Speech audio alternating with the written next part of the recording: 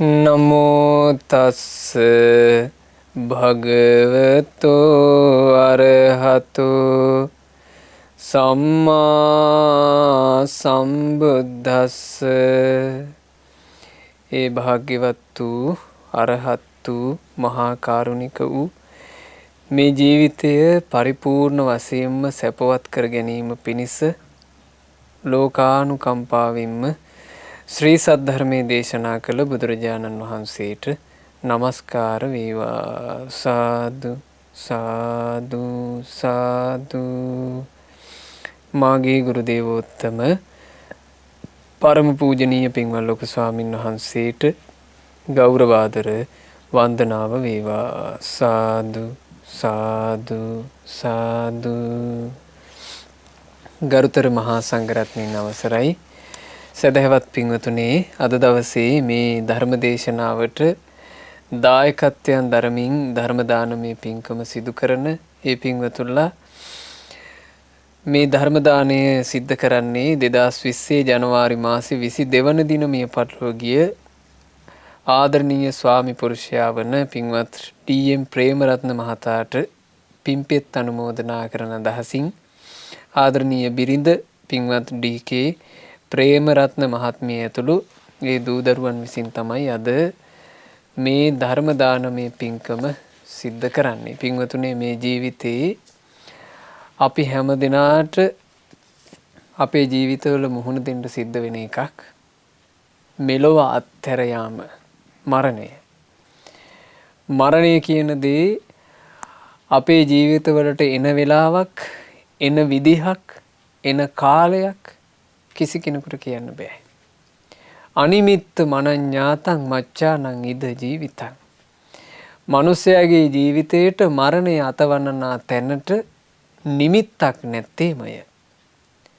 අසවල් කාලයේදී මැරෙන්නේය, අසවල් වයසේදී මැරෙන්නේය, අසවල් අයුරින් මැරෙන්නේය. මෙහිම නිමිති නැත. පලානමිව පක්කානම් පාතෝ පතනතෝ භයං. ගහක ගෙඩියක් හටගත්තාට පස්සේ ඒ හටගත්ත ගෙඩි ඔහේ වැටි වැටි යනවා වගේ ඒවන් ජාතාන මච්ඡානං නිච්චම් මරණතෝ භයං. මේ ලෝකේ උපන්න මිනිස්යාට නිරතුරුව තිබෙන්නේ මරණ බයයි. ගස්වල ගෙඩි ඇතැම් වෙලාවට ලපටි කාලයේදී වැටෙනවා. ඒ වගේ මිනිස්සු ලපටි වයසේදී මැරෙනවා. ගස්වල ගෙඩි යාන්තම් පැහිගෙන එද්දී වැටිලා යනවා. ඒ වගේ මිනිස්සු භද්‍ර යෞවනයේදී මැරිලා යනවා. ගස්වල ගෙඩි හොඳට ඉදිච්ච කාලේ ඒ ඉදිලා තියෙද්දීත් වැටිලා යනවා. ඒ වගේ මිනිස්සු මේ ජීවිතේ මෝරලා ගියාට පස්සෙත් මැරිලා යනවා. හැබැයි පින්වතුනේ, මේ ලෝකේ ජීවත් වෙලා නොමරුණා කියලා කිසිම කෙනෙක් නැහැ. හැමදෙනාම මැරිලා යනවා. මැරිලා යන ජීවිතේ අපි කොයි විදිහට හදාගත යුතුද? ආන්ගේ ගැන බොහෝම ලස්සන අවවාද ටික අද ඔබට මේ ධර්මයෙන් අහන්න ලැබෙනවා. මේ ධර්මයේ වදාළේ සිරිමන්ද කියන උතුම් මහ රහතන් වහන්සේ. ඒ රහතන් වහන්සේගේ නම සිරිමන්ද. උන්වහන්සේ බොහෝම පින් කරගත්ත කෙනෙක්. පින් පුරාගෙන පැමිණිලා අපේ ගෞතම බුදුරජාණන් වහන්සේ පහළ වෙන යුගයේ උපන්න සුන්සුමාරගිරි කියන රටේ තරුණ වයසට පත් වෙලා බුදුරජාණන් වහන්සේගෙන් බණපද අහන්න ලැබුණා බෙහෙස කළා කියන වනයේදී. ඒ බණපද අහලා හොඳටම හිත පැහැදුනා. බුද්ධ ශාසනය පැවිදි වුණා. පැවිදි වෙලා උන්වහන්සේ උපසම්පදාවට පත් වුණා. උපසම්පදා සීලය. උපසම්පදා සීලය කියලා කියන්නේ සිල්පද මූලික ශික්ෂාපද 227කින් සමන්විත සීලයක්. මේ උපසම්පදා සීලය ආරක්ෂා කරන භික්ෂූන් වහන්සේලා ශාසනික පිළිවෙතක් තියෙනවා. අඩ මාසයකට වරක්, දවස් 15කට වරක් පොහොය කර්ම කරනවා. මේ පොහොය කර්ම කරන්නට එකතු වුණාට පස්සේ පින්වතුනි, පොහොය කර්මයේදී සිද්ධ කරන්නේ ඒ භික්ෂූන් අතර ඉන්න වැඩිහිටියම භික්ෂුව සිල්පද 227ම උස්සඬින් සියලු දෙනාට ඇහෙන්න සජ්ජායනා කරනවා. ඒ සජ්ජායනා කරද්දී තමයි භික්ෂුන් වහන්සේලා තමන්ගේ සීලය ආවර්ජනය කරගන්නේ. මේ සීලය මම ආරක්ෂා කරනවා කියලා. එතකොට අර සමගී සම්පන්න භික්ෂුන් වහන්සේලාට තමන්ගේ සීලය ආවර්ජනය කරගන්න භික්ෂු සංඝයා අතර පිරිසිදු භාවය ප්‍රකට කරවන්න තියෙන අවස්ථාව තමයි පොහොය කර්ම කිරීම. මේක ශාසනයේ චිරපැවැත්ම පිණිස පවතින දෙයක්. ඉතින් ඒ නිසා එදා පටන් මේ දක්වාම උපසම්පදා භික්ෂූන් පොහොය කරනවා කියන කාරණේ අඛණ්ඩව සිද්ධ වෙගෙන එන එකක්. ඉතින් අපේ සිරිමන්ද තෙරුන් වහන්සේත් පැවිදි වෙලා උපසම්පදාවට පස් වුණාට පස්සේ පොහොය කර්ම කරන්නට මහා සංඝයා එකතු වුණා. එකතු වුණාට පස්සේ වැඩිහිටි භික්ෂුව ඉතින් මේ පොහොය කිරීමේදී පින්වතුනි මෙන්න මෙහෙම ප්‍රකාශයක් කරනවා. ඒ ප්‍රකාශයේදී කියවෙන්නේ මෙන්න මෙහෙම දෙයක්. ඒ කියන්නේ යෝපන භික්ඛු යාව තතියං අනුසාවියමානෝ සරමානෝ සම්තිං ආපත්තිං නාවී කරෙය්‍ය සම්පජාන මුසාවාදස්සකෝ හෝති.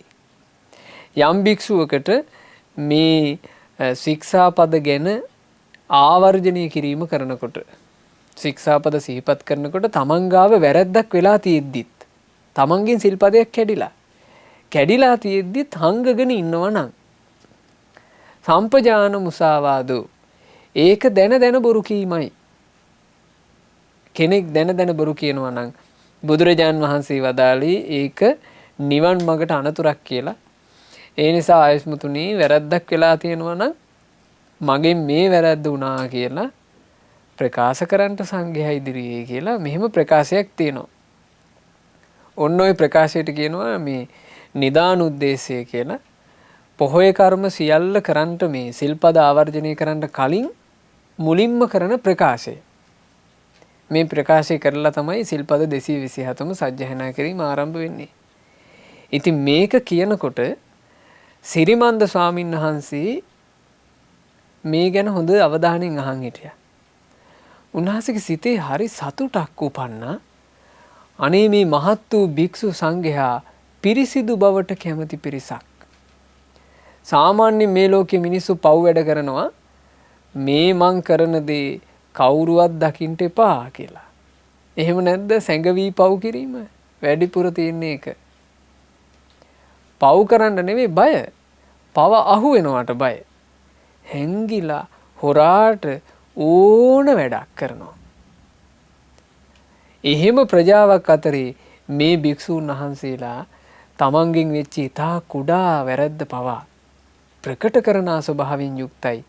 පිරිසුදු භාවයට කැමති සංඝ පිරිසක් එක්ක මං ඉන්නවා කියලා මහා සතුටක් උපන්න අපේ සිරිමන්ද ස්වාමීන් වහන්සේට. උන්වහන්සේ ඒ සතුටින් පොහොය කර්ම කරන වෙලාවෙම විදර්ශනාවට හිත යොමු කළා කියනවා. හරි ආශ්චර්යයි බුද්ධ ශාසනයේ. පොහොය කර්ම කරන්නට ලොකු වෙලාවක් යන්නේ පැයක වගේ කාලයක් ඇතුලේ ඒ සිල්පද 227ම පවසලා අවසන් වෙනවා. පොහොය කර්ම කරලා අවසන් වෙනකොට සිරිමන්ද තෙරුන් වහන්සේ රහතන් වහන්සේ නම බවට පත් වුණා. පොහොය කර්ම කරන අතරේදීම කෙලෙස් නැසූ රහතන් වහන්සේ නමක්. සිරිමන්ද රහතන් වහන්සේ. ඒ රහතන් වහන්සේ අන්න ඒ කාරණේ මුල් කරගෙනම අරහත්ත්වයට පත් වුණාට පස්සේ බොහෝම ලස්සන ගාථාවක් වදාලා. චන්න මති වස්සති විවටං නාති වස්සති තස්මා චන්නං විවරේත ඒවන්තං නාති වස්සති.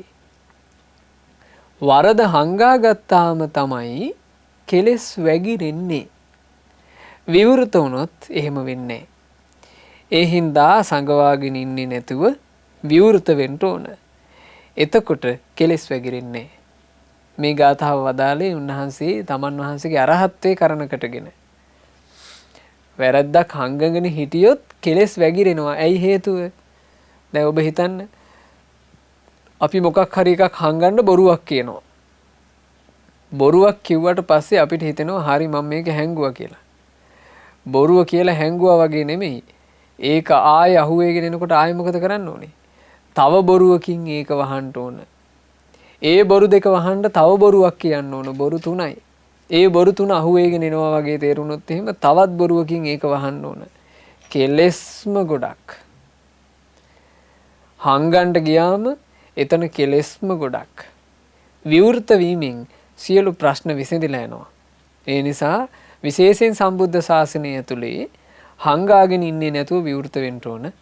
අන්න එහෙම කෙනාට කෙලෙස් වැగిරෙන්නේ කියලා උන්වහන්සේ බොහෝම ලස්සන අර්ථය මේකෙති විශේෂයෙන් පිළිවෙත් පුරන භික්ෂූන් වහන්සේලාට තමන්ගේ ජීවිතේ සංවර කරගන්නට උපකාර වෙන කාරණාවක්. ඊට පස්සේ අපේ රහතන් වහන්සේ ජීවිතය ගැන ලස්සන ගාථාව දාලා මච්චුනාබ්බහතු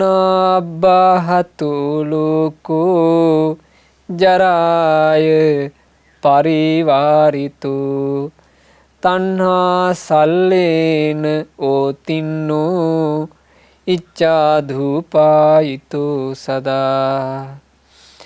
මේ ලෝක සත්වයාට පහර දෙන්නේ මරණය විසිනුයි. මච්චුනා අබ්බහතු ලෝකෝ. මේ ලෝක සත්වයාට පහර දෙන දෙය මරණයයි. ජරාය පරිවාරිතු පිරිවරාගෙන ඉන්නේ ජරාවෙනුයි. ඇතුළට බැහැලා තියෙන්නේ තණ්හාව නැමැති හුලයි. කැමති දේවල් වලින් තමයි හැමතිස්සෙම දුන් දාන්නේ. මේ ලෝක සත්වයාට හැමතිස්සෙම පහර දීදී තියෙනවා මරණය. කොයි වෙලේ හරියට පහර ගහයිද දන්නේ. මරණය ඊටාම අකාරුණිකයි. ඕනම තැනකදී පහර දෙන්න පුළුවන්. ඕනම වයසකදී පහර දෙන්න පුළුවන්. දැන් අපි ඇතැම් වෙලාවට අහලා තිනවා ඊටාම කුඩා වයසේ ළමයි. එක් අවස්ථාවක අපේ ස්වාමීන් වහන්සේ නමකට රෝහලකට වැඩපු අවස්ථාවක දකින්න ලැබුණා දරු පැටියෙක් උස්සගෙන එනවා. ඒ දරු පැටියාගේ ඔළුව පැත්තක් එබිලා තිබුණා. ඒ අම්මා විලාප තියාගෙන මේ දරු පැටියා උස්සගෙන ඇවිල්ලා තිනවා. නමුත් ඒ වෙනකොටත් ඒ දරුවා අන්ත්‍රා වෙලා.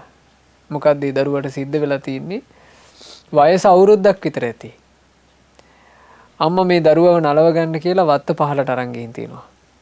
අරගෙන ගිහිල්ලා මේ වත්ත පහල මේ දරුවාත් එක්ක මේ වත්තේ ඉන්න සත්තු පෙන්න නොඑක් ගස් පෙන්න ලේන්නු පෙන්න මේ අම්මා ඉන්නකොට වත්තේම තිබුණ පොල් ගහක ගෙඩියක් අතේ වඩාගෙන හිටපු දරුවගේ ඔළුවට වැටිනා. මරණය කියන එක මේ ලෝක සත්‍යයට පහර දෙනවා. තරුණ වයසේ දෙමව්පියෝ තරුණ වයසට එළඹුණාට පස්සේ තමන්ගේ දරුවන්ට දෙමව්පියෝ ඒ දරුවන්ගේ හිත සන්තෝෂ කරන්නටම දැන් තරුණ කොල්ලන්ට අම්මලා තාත්තලා සමහරලාට ණය වෙලා බයික් අරන් දෙනවා. ඒ බයික් එකේම වේග සීමාව ඉක්මවා ගන්න බැරුව ගිහිල්ලා කොයි තරම්නම් අනතුරු පිංගුතුනි අපි මාධ්‍යයෙන් දකින්නවද? තරුණ වයසේ අවුරුදු 15යි 16යි 17යි ඉතා තරුණ වයසේ ළමයි මහපාරේ මැරිලා යනවා. මරණය පහර දෙනවා. ඇතැම් වෙලාවට මරණය මේ සත්වයාට පහර දෙද්දී ගැබ්බර අම්මලාට පහර දෙනවා. දරු පැටියා කුසේ දරාගෙනම දරු පැටියත් එක්ක අම්මලා මැරිලා යනවා. දරු පැටව මේ ලෝකේ තනි වෙද්දී දෙමව්පියෝ මැරිලා යනවා. මරණයයි පහර දෙන්නේ. දෙමව්පියෝ දෙන්නෙක් තමන්ගේ මේ ආදරණීය දරුවන්ට ප්‍රේමයෙන් වෙලී ඉඳිද්දී මේ මරණය විසින් ඒ දරුවන්ව අරගෙන යනවා. මරණය තමයි මේ ලෝක සත්වයාට පහර දෙන දෙය. මරණයට වඩා පහරක් මේ ලෝක සත්වයාට තවත් නැත. ප්‍රියයන්ට දුක් වේදනා උපදවමින් ප්‍රියයන්ව අරගෙන යන්නේ මරණය විසිනුයි. ඒ මරණය කියන පහර කෑමට පිංගුතුනි අපි හැමදෙනාගේ ජීවිත යම් හෝ මොහොතක යම් හෝ කාලයක කුමක් හෝ විදිහකින් එළඹෙනවාමයි. ඒ නිසා ලෝක සත්වයාට පහර දෙන දේ මරණයයි. මරණයේ තෙක් පිරිවර ජරාව. හැම මොහොතක් පාසාම කාලය ගත වෙනවා කියලා කියන්නේ බතක් පිළිණු වෙනවා වගේ අපි ඇදෙන්නේ වයසට යෑම කරා. බත පිළිණු වෙනවා වගේ අපි දිරනවා, නාකි වෙනවා. ඒ නාකි වෙනවා කියන කාරණේ සමහරවිට කෙනෙකුට එහෙම ලොකුවට තේරෙන්නේ නැහැ. නාකි වෙනවා කියන එක තේරෙන්න ගන්නේ හොඳටම මේ කය රැලි වැටෙනකොටනේ. එක කාලයක් තිබුණා දීර්ඝ ආයුෂ තියෙන. ඒ දීර්ඝායුෂ තියෙන කාලේ බිසෝන් වහන්සේ නමක් හිටියා. ඇගේ නම උදය භද්‍රා. හරි ලස්සන බිසවක්. ඔය උදය භද්‍රා බිසව උදය කියලා මහරජෙක් එක්ක විවාහ වුණා. විවාහ වෙලා මේගොල්ලන්ගේ විවාහ ජීවිතේ ගත වුණා කිසිම උපද්‍රවයක් නැතුව අවුරුදු 700ක්. අවුරුදු 700ක විවාහ ජීවිතයක්. හැබැයි මේ විවාහ ජීවිතේ විශේෂයි. මේ දෙන්නම පින්වන්තයෝ. මේ දෙන්නම බඹසර ආරක්ෂා කළා. ඒ බඹසරත් පුදුම අදිෂ්ඨාන බලයක් තිබ්බ බඹසරක්. මේ දෙන්න විවාහ වෙච්චි දවසේ තමන්ගේ මංගල යහනට අරගෙන ආවා කියනවා. මල් දාම දෙකක්. සමම්පිච්ච මල් දාම. මේ සමම්පිච්ච මල් දාම දෙක යහන මැද්දේ එළුවා. එළලා දෙන්න අදිෂ්ඨානයක් කළා මේ යහනේ අපි දෙන්න සැතපෙද්දී යම් මොහොතක කෙනෙකුගේ හිතේ රාග හිතක් ඇති වුණොත් මේ මල්දම පරවේවා. රාග හිතක් හටගත්තේ නැත්නම් මේ මල්දම අපේ ජීවිතේ තියෙන තාක් පරණ වේවා. අන්න අදිෂ්ඨානේ. ඉතින් හරි පුදුමයි. ඒ මල් පරවුන්නේ සාමාන්‍යයෙන් අනිත් සමම්පිච්ච මල් වගේම සමම්පිච්ච තමයි ඒ. හැබැයි අර සිල් තෙදට ඒ මල් පරවුන්නේ. අවුරුදු 700ක් ඒ මල් පරවුන්නේ. හදිසියෙම ඇතිවෙච්ච ගිලන් භාවයකින් උදේ රජුරුව කාලක්‍රියා කළා. කාලක්‍රියා කරන්නට ඔන්න මෙන්න අසාධ්‍ය වෙලා ඉන්නකොට උදේ භද්‍රා බිසව උදේ රජුරුව ළඟට ඇවිල්ලා කියනවා රජතුමනි ඔබ බඹසරක් රැපුකපු කෙනෙක්. ඒ නිසා ඔබ දෙව්ලොවට ඒකාන්ත කොට යාවි. ඔබ දෙව්ලොව ගියොත් මාවත් සිහි කරන්න ඕන කිව්වා. හොඳයි කියලා උදේභද්‍ර රජුරුව ඔන්න ඇස් දෙක පියාගත්තා. උදේභද්‍ර රජුරුව උපන්නේ තව්තිසාවේ සක්දෙව් රජ වෙලා. සක්දෙව් දෙහි උපන්නට පස්සේ එහි තියෙනවනේ පිංගුතුනි දෙවියන්ගේ කෘත්‍ය. දෙවිවරු ඉතින් අලුතෙන් සක්දෙව්දු කෙනෙක් පත් වෙච්ච හින්දා සැනකිලි ඒවා මේවා ඔක්කොම සතියක් ගත වුණා. ඒ සතිය තව්තිසාවෙන් සතියක්. තව්තිසාවෙන් සතියක් කියලා කියන්නේ මනුස්ස ලෝකෙන් ගත්තොත් එහෙම මනුස්ස ලෝකේ අවුරුදු 700ක් ගත වුණා. ඒ අවුරුදු 700ට පස්සේ තමයි මේ තව්තිසාවේ උපන්න සක්දෙවිඳු මනුස්ස ලෝකෙ ගැන බලන්නේ.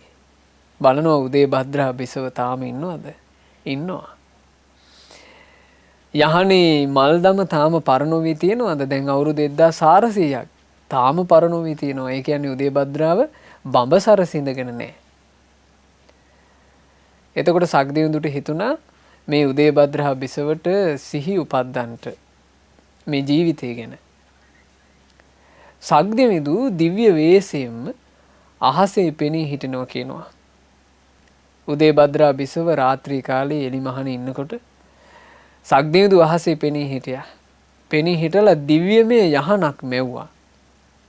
මවලා ආරාධනා කරනවා.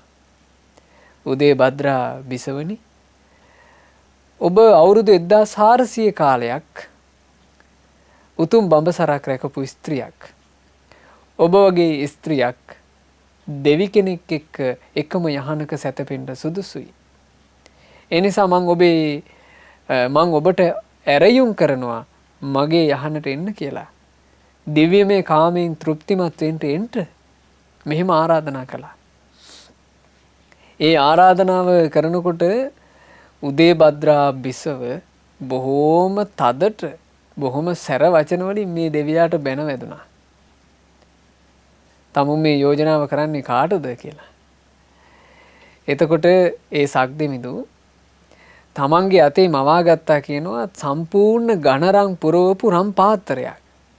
ඒ පාත්‍රේ මවල පාත්‍රේ දික් කරලා කියනවා බිසෝවිනි ඔබට මේ පාත්‍රේම ලැබෙනවා. ඔබ ඉන්ට මාත් එක්ක එක යහනේ සැතපෙන්න. උදේ භද්‍රා බිසව ඒකත් ප්‍රතික්ෂේප කළා. ඊළඟ දවසෙත් මේ දෙවියා අහසේ මෙවෙනවා. මැවිලා උදේභද්‍රා බිසවට ආයේ ආරාධනා කරනවා. එදා තෑග්ග අරගෙන ඇවිල්ලා තිනවා රිදී පුරවපු රිදී පාත්‍රයක්. දැන් කලින් දවසේ අරන් ආවේ රම් පුරවපු රම් පාත්‍රේ. ඊළඟ දවසේ රිදී පුරවපු රිදී පාත්‍රයක් අරන් ඇවිල්ලා. ඊළඟ දවසේ සක්දිවිඳු අහසේ ඉඳලා මේ උදේභද්‍රාවට ආරාධනා කරනවා. එදා අරගෙන ආවේ නිකම් පාත්‍රය. එතකොට මේ උදේභද්‍රා බිසව කියනවා දෙවිය ඔහේ ඔහොම කොච්චර වතාවක් ඇවිල්ලා ආරාධනා කළත් පිරිසුදු බඹසරකට කැමති ස්ත්‍රියක් මං ඔහේගේ යෝජනාවට කැමති වෙන්නේ. හැබැයි ඔහේ දෙවියෙක් වුණත් මහ මෝඩයෙක්. සාමාන්‍යයෙන් ස්ත්‍රියක්ව පොළඹවා ගන්න කැමති කෙනා පළමුවෙනි දවසේ ස්ත්‍රිය අකමැති වුණොත් දෙවෙනි දවසේ ස්ත්‍රිය වෙනුවෙන් අරගෙන එන්න ඕන පළවෙනි දවසට වඩා වටින තෑග්ගක්. ඔහේ හැබැයි මෝඩයි. ඔහේ පළවෙනි දවසේ නම් අගනා රම් පාත්‍රයක රම් පුරවන් ආවා. දෙවෙනි දවස වෙනකොට ඔහේගේ වටිනාකම අඩු වෙලානේ. ඔහේගේ තෑග්ග බාල වෙලා. ඔහේ නිකන් රිදී පුරවපු රිදී පාත්‍රයක් නෙරන් ආවේ. එතකොට අර සක්දෙවිඳු සක්‍ර දෙවියන්ගේ වෙස්යෙන් ඉවත් වෙලා උදේභද්‍ර රජුරුවන්ගේ වෙස්යෙන් පෙනී හිටලා කියනවා උදේභද්‍රා මං මෝඩෙක් නෙවෙයි. මම මේ ආවේ ඔබට ජීවිතය ගැන සිහිය උපද්දන්නට. උදේභද්‍රා ගත වෙන හැම මොහොතකින්ම ඔබ වයසට යනවා. සිහිය උපද්ද ගන්නට. ඔබ පළවෙනි දවසේ මං ඔබව දකින්න එනකොට බඹසරක් ආරක්ෂා කරපු ස්ත්‍රියක් විදිහට ඔබට වටිනාකමක් තිබුණා.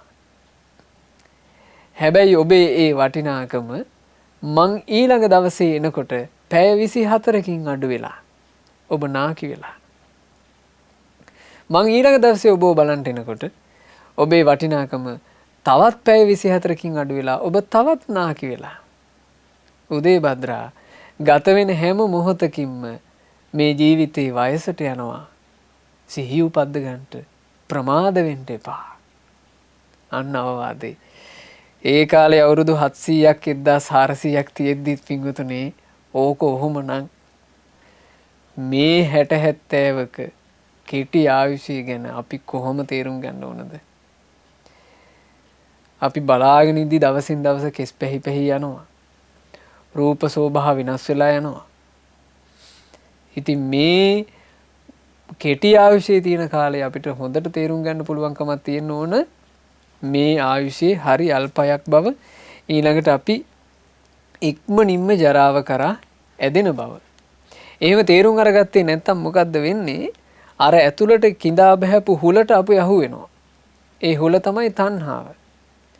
ඒ තණ්හා හුලට අහු වෙලා ආසා දේවල් වලින් දුන් දම දමා පිච්චි ඉන්නවා. ඇහැට පේන රූප පතා ගන්නට ආසාවේ දුන් දානවා. කනට ඇහෙන ශබ්ද පතාගෙන දුන් දානවා. ගඳ සුවඳ පතාගෙන රස පතාගෙන පහසවල් පතාගෙන දුන් දානවා. එක එක සම්බන්ධකම් හදාගෙන දුන් දානවා. මේ සජීවී අජීවී දේවල් වලට තණ්හාවෙන් බැඳිලා දුන් දානවා. මුනිවරු විතරයි පිංගුතුනි මේ දුන් දෙමිල්ලෙන් නිදහස් වුනේ. මුනිවරු විතරයි. ගෞතම සාසනයේ වැඩ හිටියා සබ්බකාමී කියලා රහතන් වහන්සේ නමක්. ඔබ අහලා ඇති දෙවනි ධර්ම සංගායනාවට මුල්ුනේ මේ සබ්බකාමී කියන උතුම් රහත් මුනිදුන්. සබ්බකාමී මහරහතන් වහන්සේ මේ දෙවැනි ධර්ම සංගායනාවට මුල්ුනේ පදුමුත්තර බුද්ධ ශාසනයේදී කරපු ප්‍රාර්ථනාවක් විදිහට. ඉතින් සබ්බකාමී තෙරුන් සසරේ පිම්පුරාගෙන ඇවිල්ලා අපේ භාග්‍යතුන් වහන්සේ ජීවමාන කාලයේදීමයි විශාලාවේ උපන්නේ. තරුණ වයසේදී ධර්ම භාණ්ඩාගාරික ආනන්ද ස්වාමීන් වහන්සේගේ ශිෂ්‍යෙක් විදිහට ගෞතම සාසනය පැවිදි වුණා. පැවිදි වෙලා ඒ පැවිද්දටපත් වෙලා උන්වහන්සේ වීරියෙන් බණ භාවනා කරන කාලේ සබ්බකාමී තෙරුන් වහන්සේ ඥාති සමාගමේ පිණිස විශාලාවට වැඩම කළා කියනවා පුහුදුන් භික්ෂුව විදිහට. ධර්මය අවබෝධ කරලා නැහැ. ඒ වැඩම කරලා දැන් ඥාතීන් එක්ක හිතවත්ව කතා බහ කරනකොට මෙන්න පැත්තකින් ඇවිල්ලා වාඩි වුණා මේ පැවිදි වෙන්න පෙර විවාහ වෙලා හිටපු බිරිඳ හොඳටම කෙට්ටු වෙලා ඇදීලා ගිහිල්ලා මේ සබ්බකාමී තෙරුන් තමන්ගේ ස්වාමි පුරුෂයා හදිසියෙම ගිහි ජීවිතය අත්හැරලා ගියපු එක සම්බන්ධයෙන් එයා දුකටපත් වෙලා අඬලා වේලිලා සබ්බකාමී ස්වාමීන් වහන්සේ මේක දැක්කහම දුක හිතුණා එකපාර හිතට. අනේ ඇය වැහැරිලා ඇය ඇදිලා ගිහිල්ලා ඇය ගොඩාක් දුකසේ ඉඳලා කියලා උන්වහන්සේගේ හිතට එකපාර හිතුවිල්ලක් ආවා. ඒ හිතුවිල්ල ආපු ගමන් හැබැයි උන්වහන්සේ යෝනිසෝ මනසිකාරයෙන් තේරුම් ගත්තා. මට වැරදුනා. හිතපු විදිහ වැරදුනා. මේ ක්‍රමයට හිතන්න ගියොත් නම් මං ආයෙමත් ලාමක ගිහියෙක්ගේ තැනට වැටෙනවා. උන්වහන්සේ කලබල වුණා. ඉක්මනට ඥාතීන් අතරින් නැගිටලා උන්වහන්සේ විහාරයට වැඩම කළා. ඒ විහාරයට වඩිනකොට දැන් එතන සිද්ධ වෙච්චි සංසිද්ධිය ඥාතීන්ට තේරුණා. ඥාතීන් කල්පනා කළා එකත් එකටම අපේ මේ ස්වාමීන් වහන්සේට පැරණි බිරිඳ දැක්කට පස්සේ හිත කැළඹුණා. හොඳ වෙලාව මුන්වහන්සේව සිවුරු ඇරව ගන්නට මේ බිරිඳව සරසාගෙන එකතු කරගෙන යන්න ඕන. එකතු කරගෙන ගිහිල්ලා ආයාචනා කරන්න ඕන අනේ ස්වාමීනි මේ බිරිඳව රැක බලාගෙන පින් දහමුත් කරගෙන ගිහි ජීවිතය ගත කරන සේක්වා කියලා. ඔහොම හිතාගෙන ඥාති සමූහයා බිරිඳව අර මංගල දවසේ සරසනවා වගේ හොඳ හැඩකාර විදිහට සරසාගෙන එකතු කරන් ගියා. ඒ යනකොට හැබැයි සම්බුද්ධ ශාසනයේ වීරියවන්ත භික්ෂුවක් වෙච්චි අපේ සබ්බකාමී තෙරුන් වහන්සේ පින්වන්ත භික්ෂුවක් වෙච්චි අපේ සබ්බකාමී තෙරුන් වහන්සේ ඒ කාරණේ මුල් කරගෙනම යෝනිසෝ මනසිකාර කරලා රහතන් වහන්සේ නම බවට පත් වෙලා වෙඩින් එකට වගේ සරසාගෙන බිරිඳව එකතු කරන් එනකොට ඥාති සමූහයාට උන්වහන්සේ ලස්සන අවවාදයක් කළා. ඒ අවවාදේ හරි වටිනවා පින්වතුනේ. මේ ජීවිතේ අපි මේ තණ්හාවෙන් ඇදිලා ඉන්නේ. අපි මේ මගේ කියලා බැඳි ඉන්නේ මොනවටද කියලා තේරෙනවා මේ උත්තමයන් වහන්සේලාගේ අදහස් ඉගෙන ගන්නකොට. සබ්බකාමී මහරහතන් වහන්සේ වදාලා ඇවිද යන මේ ශරීරේ පරිහරණය කරන්නට තියෙන්නේ දුගඳ හමන අසුචිත් එක්කයි. මේ කයේ හැම දොරටුවකින්ම ගලන්නේ ජරාවෙන් යුතු අසුචි. බලන්න මේ ශරීරය. මේ ශරීරය දිහා ඇත්ත කල්පනා කළොත් පින්වතුනි මේ ශරීරයේ සත්‍ය ස්වභාවය මේක නෙවෙයිද? මේ සත්‍ය ස්වභාවය සම්බන්ධයෙන් අපිට තව කෙනෙකුගෙන් ඕනද අහන්න ඇත්තද මේ කියන්නේ කියලා? අපිටම අපේ ශරීරය ගැන ප්‍රකට වෙන්නේ නැද්ද? නුවණින් යුක්තව මේ ශරීරය දිහා බලපුවම මේක මෙහෙමයි කියලා. ඒ වුණාට පෘථග්ජන සත්වයා මේ ශරීරයට රැවටිලා ගොඩාක් දුක් විඳිනවා. උගුලකට අහුවෙච්ච මුවෙක් වගේ, එම ඉලගත්ත මාළුවෙක් වගේ, ලාටු වලට අහුවෙච්ච වඳුරෙක් වගේ. මේ රූපේට කොහොමද පෘථග්ජන සත්වයා එහෙම නැත්නම් ධර්මය දන්නේ නැති එක්කෝ ධර්මයේ විශ්වාස කරන්නේ නැති උඩඟු සත්වයා අහුවෙන්නේ හරියට එමක් ගිලගත්ත මාළුවෙක් වගේ, උගුලකට අහුවෙච්ච මුවෙක් වගේ, ලාටු වලට අහුවෙච්ච වඳුරෙක් වගේ. එහෙම අහුවෙලා යනවා. කාන්තාවකගේ රූපයක් තුල සිත් ඇද බැඳ ගන්නා රූප, ශබ්ද, ගන්ධ, රස, ස්පර්ශ යන කාමගුණ පහම තියෙනවා. පෘථග්ජන සත්වයා රාග හිතින් තමයි කාන්තාව ඇසුරු කරන්නේ. අන්තිමේදී පුරවලා තියෙන්නේ ගොහර වූ සංසාරයේ සොහන විතරයි. ආයමත් භවයට කර්ම රැස් කරගන්නවා. බලන පිංගුතුනි මේ ජීවිතේ සම්බන්ධ හදාගෙන මේ නොයෙක් දේවල් වලින් අපි සදාකාලික වෙන්නේ නේ. අපි ඔන්න සම්බන්ධතා හදාගෙන ඔහේ ජීවිතේ ගත කරනවා. ඒ ගත කරන අතරේ ජරාව කියන එක අපිව පිරිවරාගෙන ඉන්නවා. අපිට නොදැනීම අපි නාකි වෙනවා. මරණය කියන එකෙන් පහර වැදිච්ච ගමන් අපි මැරිලා යනවා. මලාට පස්සේ මේ කුණු කයක් දාලා අපි යනකොට අපේ මල කඳෙන් මේ පොළවේ පස් පිරියනවා. ඒ මල කඳ පස් වෙලා යනකොට පොළවේ පස් ටික වැඩි වෙනවා. මෙච්චරයි වෙලා තියෙන්නේ. දීර්ඝ සසරේ ඔච්චරමයි වෙලා තියෙන්නේ. අපි සංසාරයෙන් සංසාරයට එනකොට භයානක සර්පයෙකුගේ හිස පැත්ත ඈතට පයින් වීසි කරනවා වගේ ස්ත්‍රිය කෙරෙහි ඇති ඇල්ම දුරු කරගත්තොත් මේ කවුද මේ ගාථාව වදාරන්නේ? අරහත්ත්වයට පත්වෙච්ච භික්ෂුවක්. එතකොට ස්ත්‍රියක් මේ ධර්මයේ ගලපා ගන්නකොට ඇය තේරුම් ගන්න ඕන ස්ත්‍රියකගේ හිත යන්නේ පුරුෂයන් කෙරෙහි. එහෙනම් ඇය දුරු කර ගන්න ඕනේ පුරුෂයන් කෙරෙහි ඇල්මයි. රහතන් වහන්සේ වදාරනවා භයානක සර්පයෙකුගේ හිස පැත්ත ඈතට පයින් වීසි කරනවා වගේ. ස්ත්‍රිය කෙරෙහි ඇති ඇල්ම දුරු කරගත්තොත් එයා හොඳ සිහියක පිහිටලා ජීවිතේ වෙලාගෙන තියෙන තණ්හාවෙන් නිදහස් වෙනවා. කාමයන් නිසා විඳින දුක් පීඩා තේරුම් අරගෙන ඒ කාමයෙන් නිදහස් වීමම ෂේම භූමියක් වගේ දැකලයි මං ඔක්කොම අත්හැරලා පැවිදි වුණේ. ඉතින් මට අරහත්ත්වය ලබා ගන්න පුළුවන් වුණා. සබ්බකාමී මහරහතන් වහන්සේ. ඒ සබ්බකාමී මහරහතන් වහන්සේ කියලා කියන්නේ පින්වතුනි අපි ඊටාම සාදර ගෞරවයෙන් සිහි කළ යුතු අරහත් මුනිවරයෙක්. විශාලා මහනුවර වජ්ජිපුත්තක භික්ෂූන් වහන්සේලා ඇති කරපු අරුබුදේ සංසිඳවලා ධර්ම සංගීතය කරන්න මුල්ුණේ ඒ වෙනකොට ගොඩාක් වයෝවෘද්ධ වැඩ හිටපු අපේ සබ්බකාමී මහරහතන් වහන්සේ. උන්වහන්සේ දෙවනි ධර්ම සංගායනාව කරලා ඒ ශාසනික අරුබුදේ සම්පූර්ණයෙන්ම සංසිඳෙව්වා. හැබැයි ඒ ශාසනික අරුබුදේ සංසිඳවනකොට උන්වහන්සේ නුවණින් බැලුවා මේ වගේ ශාසනික අරුබුදයක් අනාගතෙත් හටගන්න පුළුවන්ද? එතකොට උන්වහන්සේ දැක්කා ධර්මාශෝක අධිරාජයා රාජ්‍ය කරන කාලේ යලිත් මේ බඳු අරුබුදයක් හටගන්නවා. ඒ කාලෙට කවුද මේක විසඳන්නේ? ඒක විසඳන්න පින්බලයේ තියෙන කෙනෙක් හිටියා තිස්ස නමින් බ්‍රහ්ම ලෝකේ.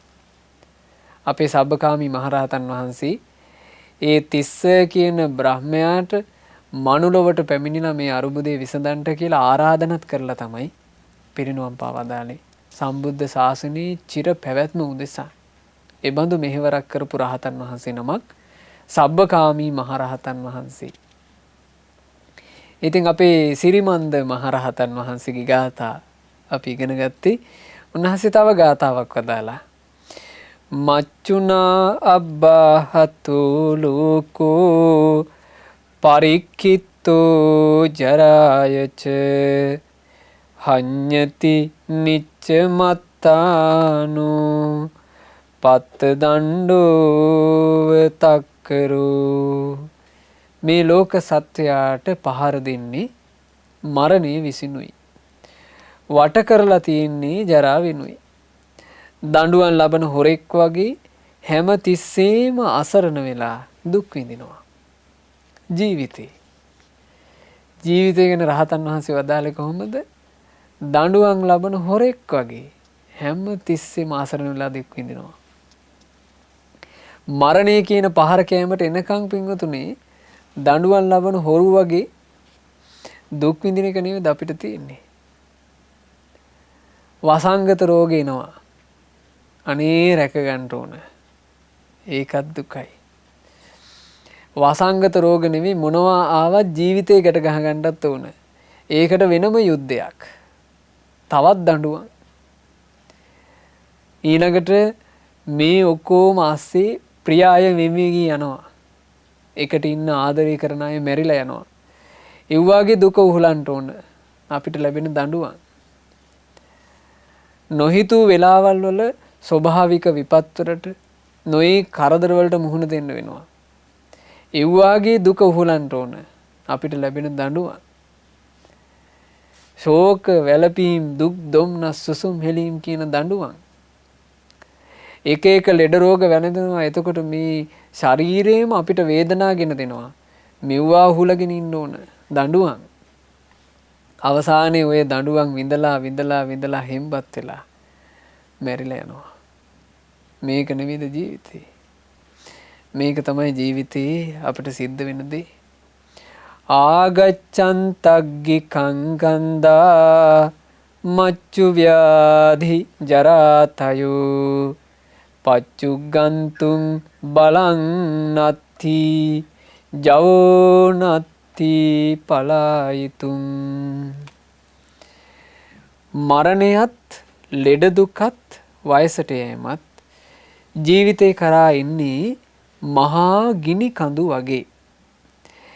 ඒකට ප්‍රතිවිරුද්ධව සටන් කරන්න බලයක් නැහැ. පලා යන්න ජවයකුත් නැහැ.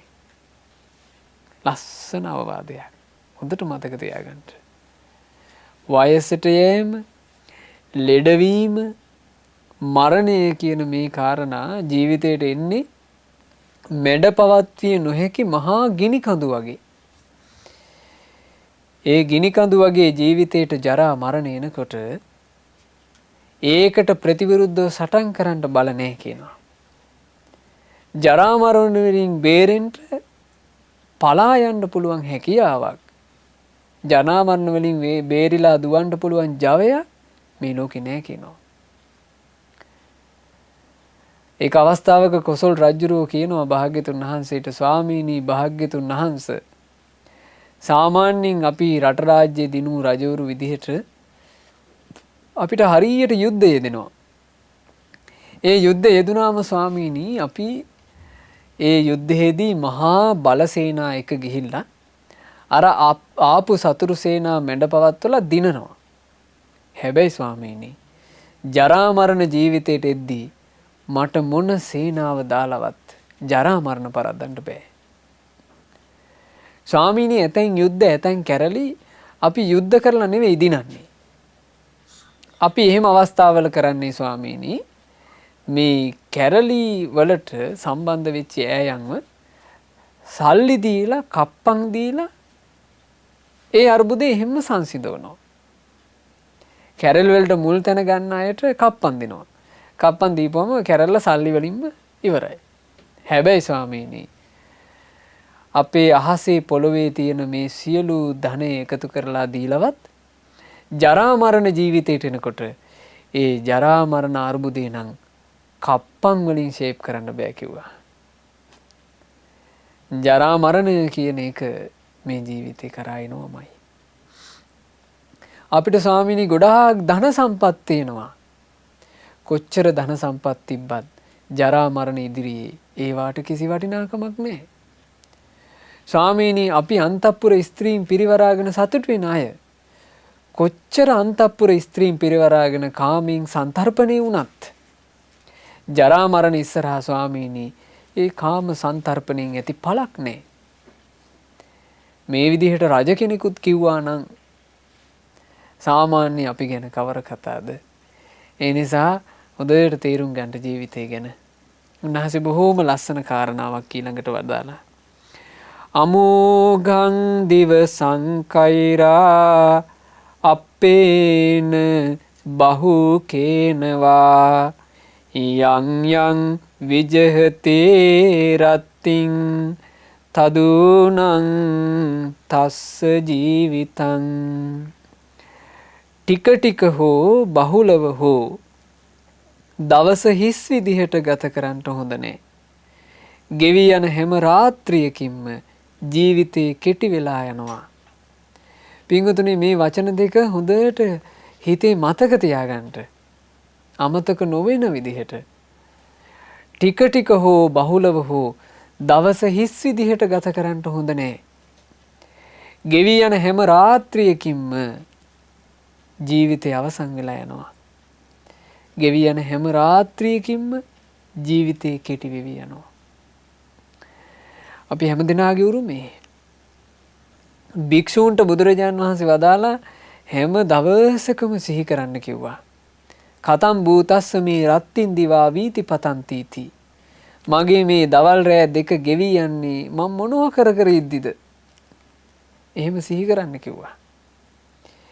ජීවිතය ඇතුලේ අපිට යහපත කරන්න හෝ අයහපත කරන්න හෝ තියෙන්නේ ඊටාම ටික කාලයයි. අපි යහපත කර කර හිටියත් රෑ දවල් ගෙවි නාකි වෙලා මැරෙන තැනට යනවා. අපි අයහපත කර කර හිටියත් රෑ දවල් ගෙවි පිංගුතුනේ අපි මරණය කරා යදෙනවා.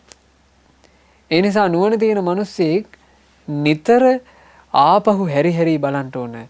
මං ගත කරන ජීවිතේ මම මොනවද කරන්නේ? ඒ නිසා ජීවිතයේ සම්බන්ධයෙන් තේරුම් අරගන්න ඕන. ටික ටිකවත් බහුලවවත් හිස් විදිහට නම් ජීවත් වෙන්න හොඳ නැහැ. හේතුව යම් කාලයක් ගෙවි ගියා කියලා කියන්නේ ඒක යලි කිසිම ආයුරකින් ලබා ගන්න බැරි කාලයක්. ඒ කාලේ වටිනාකම අපතේ ගියා. ඒක ආය ගන්න බෑ. ඒ හින්දා ටික ටිකවත් බහුලවත් දවස හිස් විදිහට නම් ගත කරන්න එපා. ගෙවි යන හැම රාත්‍රියකින්ම මේ ජීවිතේ කෙටි වෙවි යනවා. ඉන්න තියෙන කාලය අඩු වෙනවා. අපිට මේ මුලාවෙන් යුක්ත ලෝකේ දැන් මේක කියලා දෙන්නේ බුදුරජාණන් වහන්සේගේ ධර්මයේ තුලනේ. නමුත් වර්තමාන ලෝකයා කත් අදින්නේ වෙන වෙන ඒවටනේ. පටහිර ඇයන්ගෙන් අපිට ලැබුණා උපන්දින සැමරිල්ල. අපි සමරනවා. අවුරුද්දේ උපන්දිනේ ලැබිච්චාම ඕන්න දරු පැටවුන්ට එක ඉටිපන්දම ගස්වලා සමරවනවා. අවුරුද්දයි කියලා. ඒ පොඩි එකාට අවුරුදු 10 වෙනකොට ඌ ඉටිපන්දම් 10ක් ගහලා ඒ 10 නිවනවා. දැම්මට 10යි කියලා. 20 ඉටිපන්දම් ටික සතුටින් නිවනවා. 30 ඉටිපන්දම් ටිකත් සන්තෝෂෙන් නිවනවා. අපි හිතමු 40 එකත් සතුටින් නිවා ගන්න පුළුවන් වුණා කියලා. එතනින් එහා ගහන ඉටිපන්දම් අනේ මගේ ඊළඟ ඉටිපන්දම මට ගහන්න නැත්තම් කියලා. ඇයි එතනින් එහාට තේරෙනවා තමන් මේ යන්නේ මරණය කරා මරුමුඛයටයි කියලා. මරුමුඛය කරා ඇදී ඇදී යනවා පින්වතුනි අපේ ජීවිතේ. එහෙම ඇදෙන ජීවිතයක් තමයි බොහෝ වෙලාවට අපි පුස් විදිහට සමරන්නේ. ඇත්තටම අවුරුදු 20ක් ගත වුණා කියලා කියන්නේ අපි ජීවත් වෙන කාලයෙන් අවුරුදු 20ක් ගෙවා අවසන් කළා. අපිට ජීවත් වෙන්න තියෙන කාලේ අවුරුදු 20කින් කෙටි වෙලා ගියා. ඇත්තටම උනේ ඒක. සත්‍යයටම සිද්ධ වෙච්ච දේ ඒක. ඒ නිසා මේ කාරණේ මේ මුනිවරුන්ගේ වචන මුල් කරගෙන අපි හොඳට තේරුම් අරගන්න ඕන.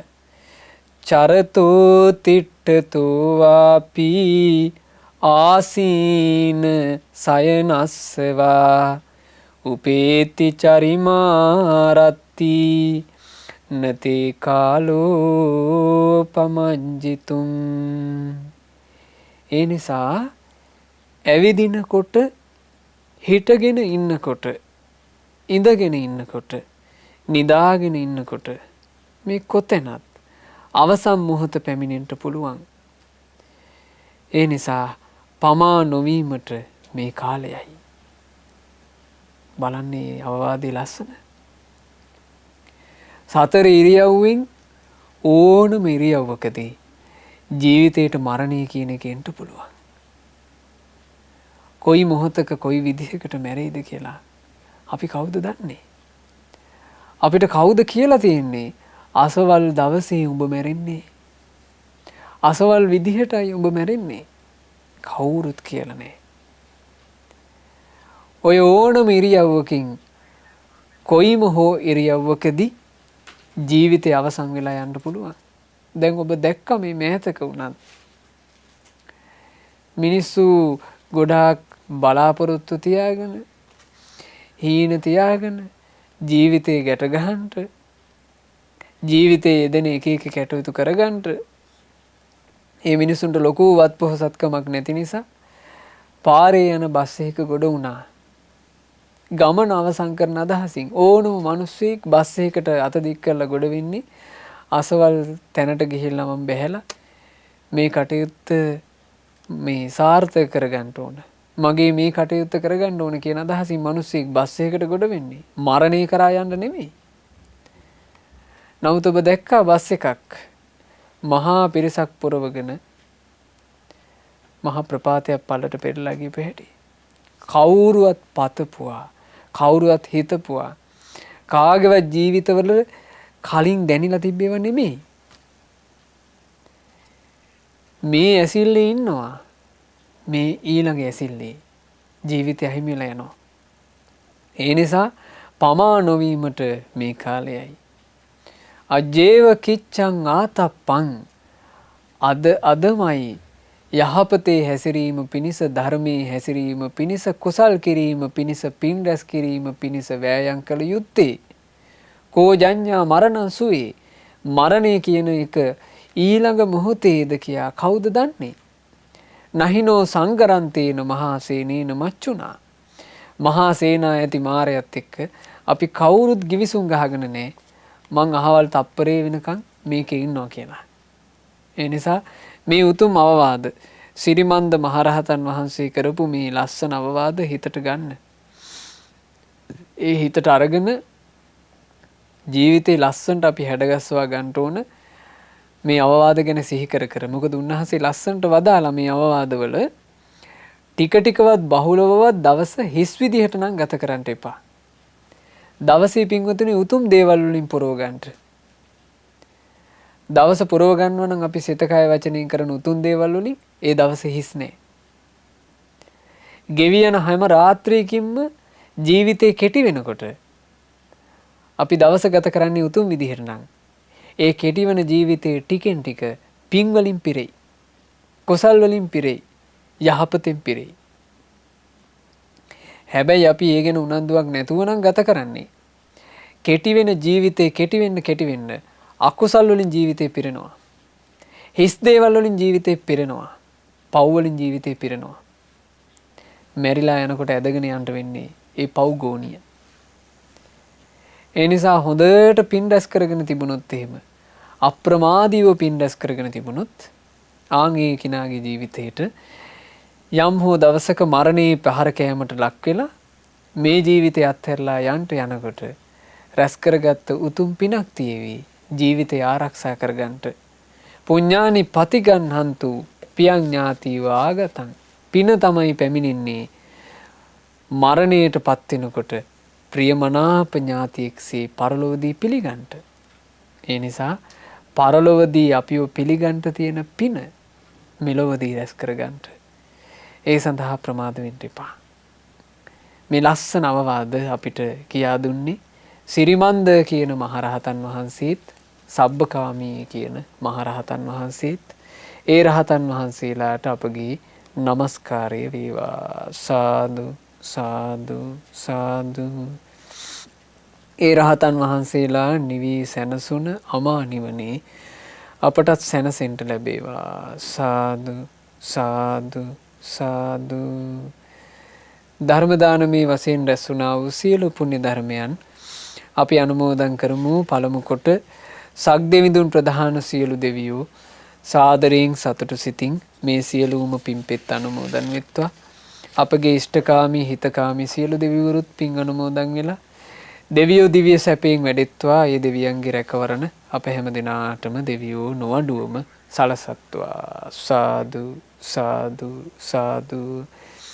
ගුරු දේවෝත්තම පින්වත් ලොකු ස්වාමීන් වහන්සේට සියලු පින් අනුමෝදන් වෙලා නිදුක් නිරෝග සුවය දීර්ඝායුෂ සැලසේවා. මේ ගෞතම සාසනය තුල සුවසේම ධර්ම අවබෝධ කරන්ට, පරිපූර්ණ වශයෙන්ම චතුරාර්ය සත්‍ය ධර්මය අවබෝධ කරගන්නට වාසනාව ලැබෙත්වා. සාදු සාදු සාදු. අද දවසේ මේ ධර්ම දානමේ පින්කම සිද්ධ කළේ 2020 ජනවාරි මාසේ 22 වෙනි දින මිය පරලෝ යන්ට යෙදුනා වූ ආදරණීය ස්වාමි පුරුෂයා වන පින්වත් ඩී.එම්. ප්‍රේමරත්න මහතාට පින්පෙත් අනුමෝදනා පිණිස ඉතින් මේ ගිය ඩී.එම්. ප්‍රේමරත්න මහතාට මේ සියලු පින්පෙත් අනුමෝදන් වෙත්වා. ඒ වගේම නමින් මේ ගියා වූ සියලු ඥාතීන්ට පින් අනුමෝදන් වෙලා ඥාතීන්ගේ පරලෝ ජීවිතයේ ඒකාන්ත වශයෙන්ම සැපෙන් සැපයටපත් වෙත්වා. මේ දුක් සහිත වූ සංසාර ගමනින් අපේ ඥාතීන් ඊතා ඉක්මනින්ම නිදහස් වෙත්වා කියන අදහසින් ඥාතීන්ට පින් අනුමෝදනා සිදු කරන්න. අද ධර්ම දානමේ පින්කම සිද්ධ කරන පින්වත් ඩී.කේ. ප්‍රේමරත්න මහත්මියටත් රවීන්ද්‍ර, රසිකා, සුජීව, සුජානි යන දූ දරුවන්ටත් මෙනුකි ශාක්‍ය පුන්සරා යන මුණුපුරු මිනිපිරියන්ටත් මේ සියලු පුණ්‍ය ධර්මය අනුමෝදන් වෙස්වා. විශේෂයෙන් මේ සියලු පුණ්‍ය ධර්මයන්ගේ ආශිර්වාදයෙන් පින්වත් ඩී.කේ. ප්‍රේමරත්න මහත්මියට නිදුක් නිරෝග සුවය දීර්ඝායුෂම සැලසේවා. ඒ දරුවන්ටත් මුණුපුරු මිනිපිරියන්ටත් පවුලේ සියලු දෙනාටත් මේ සියලු පින්වල ආශිර්වාදයෙන් රත්නත්‍රයේ ආශිර්වාදයෙන් නිදුක් නිරෝගී සුවය සැලසේවා. කිසිම කරදරයකින් බාධාවකින් තොරව තමන්ගේ ජීවිතයේ රැකී ආරක්ෂා ආදී කටයුතුත් දරුවන්ගේ අධ්‍යාපන කටයුතු ආදියත් මේ සියල්ල ਸਰව ප්‍රකාරයෙන් සඵල කරගන්නට සාර්ථක කරගන්නට අවකාශ සැලසෙත්වා. පින්වතුන්ලා හැම දිනාට විශේෂයෙන් ශ්‍රද්ධා මාසික ධර්ම දාන සමාජික පින්වතුන්ට ශ්‍රද්ධා කාර්ය මණ්ඩලයේ සියලු දෙනාට ඒ වගේම සුපින්වත් ඔබ සියලු දෙනාට මේ සියලු පුණ්‍ය ධර්මයන්ගේ ආශිර්වාදයෙන් වේගින් ගෙවී යන ජීවිතේ නොපමාව පින් කරගන්නට නොපමාව ධර්මයේ හැසිරෙන්න අප්‍රමාදීව ගුණ දහම් දියුණු කරගන්නට අවකාශ ලැබෙත්වා. ගෞතම සාසනය තුලම චතුරාර්ය සත්‍ය ධර්මය අවබෝධ කරගන්නට හැම දිනාට වාසනාව ලැබෙත්වා. හැම දිනාටම තෙරුවන් සරණයි. නමෝ බුද්ධාය. මෙවැනි වටිනා ධර්ම දේශනා ශ්‍රවණය කිරීමට ශ්‍රද්ධා ඩේලි YouTube චැනලය සබ්ස්ක්‍රයිබ් කරන්න.